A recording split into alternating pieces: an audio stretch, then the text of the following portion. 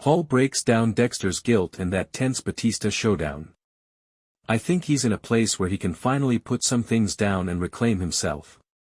First of all, it was great to see so many old friends. Doakes, Miguel, and Arthur were especially welcome, so I'm wondering if Dexter's ghosts are partly his own guilt talking to him. What do you think the fact that his dark passenger is now this chorus of regrets indicates about his mental state? Is he using it to make excuses once more or to guide himself morally? Paul, it was an excellent starting point for the character and for me as an actor, simply to reconnect with everyone I've worked with and love, and simply to ground the character in the rich mythology of his background and his inner world.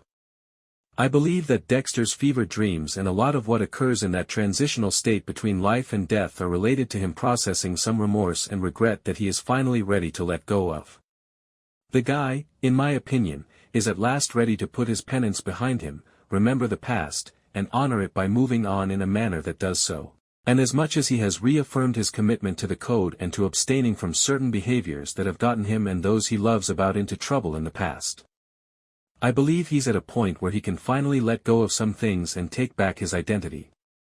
I found the scene in episode 1 where Angel gives you that Miami sandwich to be extremely lovely, but it's also really complex. The tension between the two of them is really high.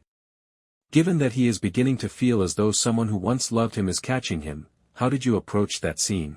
Even though they are still in love, Angel is starting to suspect the worst. Dexter is undoubtedly devastated by that. He doesn't want to accompany him on that journey. Paul, as the character and on the show, it's one of my favorite scenes ever. David Zayas is incredible. We can simply sit in the rich and enduring past that we have. That scene strikes me as incredibly heartbreaking. Even though it's a reunion of old acquaintances, a lot of new, troubling things have happened. They are at the top of this ocean of secrecy and grim discovery, the cat and mouse game.